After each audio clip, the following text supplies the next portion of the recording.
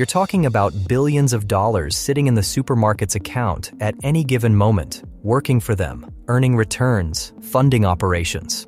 The supplier is effectively financing the retailer's working capital for free, and the retailer never has to ask for it because it's just baked into the standard payment terms. So we've got shelf rental, private label margin, and float. Three profit engines that have almost nothing to do with the food itself. But the last one, this is the one that completely reframes what a supermarket actually is. And I want to make sure I set it up properly because it changes everything. Remember that loyalty card in your wallet? The one that gives you the discounts, the points, the personalized deals. You've probably thought of it as a customer reward program. It's not. It's a data collection machine, and you opted in voluntarily. Kroger serves approximately 63 million households annually, and over 95% of customer transactions are tethered to a Kroger loyalty card. Every single one of those transactions is logged. What you bought, when you bought it, how often, what you switched from, what you bought alongside it. Over years, that builds a profile of your behavior that is extraordinarily precise. As Kroger's CEO put it, 95% of all transactions are tied to a loyalty card backed by over 20 years of history,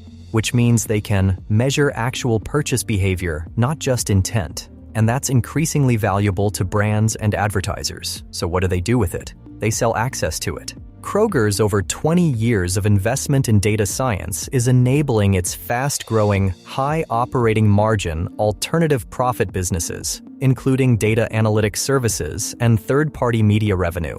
And its retail media business, Kroger Precision Marketing, provides media capabilities for consumer packaged goods partners and other industry verticals. Here's what that looks like in practice. A cereal brand wants to reach people who buy competitor cereal, haven't bought their brand in 6 months, and have kids under 10.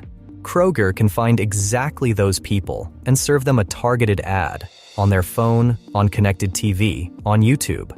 Kroger's alternative profit businesses, driven heavily by Kroger Precision Marketing, generated $1.5 billion in operating profit during fiscal year 2025. $1.5 billion. From a grocery store, in operating profit, from data and advertising.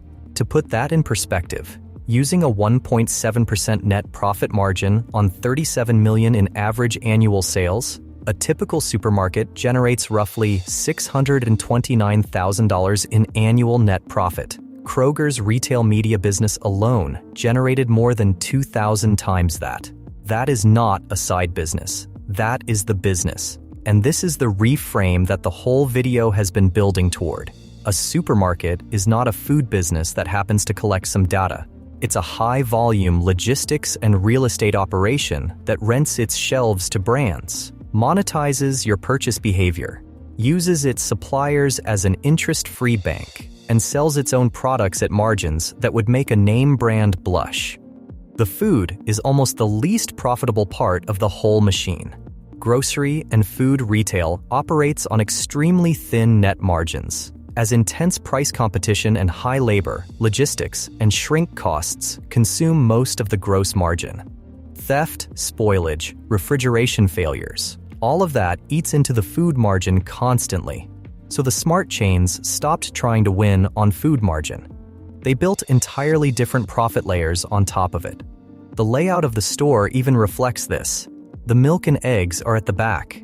You know this. You've walked past 40 feet of impulse buys to get there. That's not a design accident.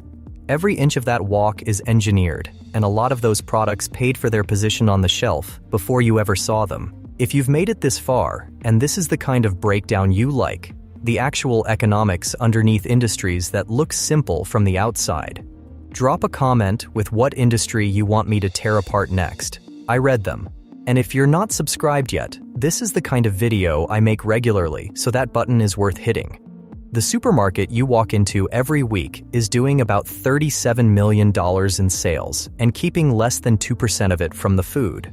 The rest of the profit is coming from the brands who paid to be on that shelf, the store brand products sitting right next to them at twice the margin, the float on supplier payments that funds operations for free, and the data business built on top of every loyalty card swipe you've ever made. The food is the hook. Everything else is the business. And if you want to see how this same playbook shows up somewhere completely different, the video on the economics of owning a gas station is right there because the fuel margin story makes this one look generous.